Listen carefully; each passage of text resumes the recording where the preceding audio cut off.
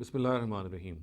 Regarding the concept of prophethood, the misconception we would like to discuss today relates to a certain incident which is reported to have taken place in the childhood of the Prophet Muhammad sallallahu alaihi wasallam.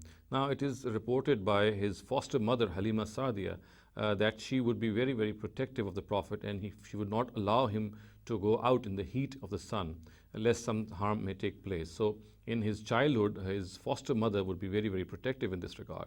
And it is also said that at one instance or on one day, what happened was that his foster sister, the Prophet's foster sister, took him out in the heat of the sun. And at this, Halima Sa'diya, she was very angry with her daughter that she had taken the Prophet in the heat of the sun.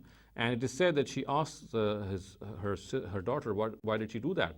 And her daughter then replied that she need not worry, because when the Prophet went out, there was a cloud which would walk with the Prophet, and it would cast its shadow and shade on the Prophet so that the sun would not disturb him.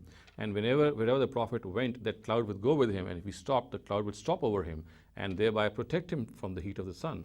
This is narrated in, for example, in Tabaqat ibn Sa'd, and we know that the way it is narrated and the chains of narration through which it is reported, our scholars of hadith have shown that it is absolutely a concoction. It is a narrative which cannot be relied upon.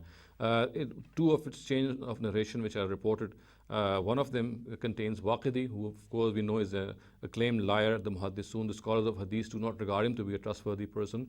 And the other chain also contains Waqidi, and moreover it also contains a person by the name of Ma'az bin Muhammad bin Ma'az bin Muhammad bin Ubay ibn Ka'b, about whom it is known that he is a majhul or an unknown person, and he cannot be relied upon as such, because nothing is known about him. So therefore, on the basis of this critique, we cannot accept this narrative. It cannot be shown to be an acceptable thing, and whatever it narrates cannot be relied upon. So Muslims must do well in this whole attitude that they have adopted in trying to exaggerate the status of the Prophet Muhammad sallallahu alaihi wasallam. The status occupied by him does not need the support of such weak concoctive narratives.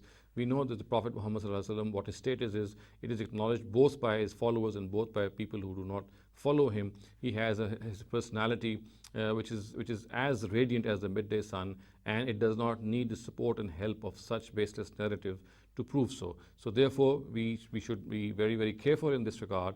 And as far as this particular incident is concerned, it is very clear that it has no basis in the authentic sources of Islam. أقول قولي هذا واستغفر الله لي ولكم ولسائر المسلمين والمسلمات.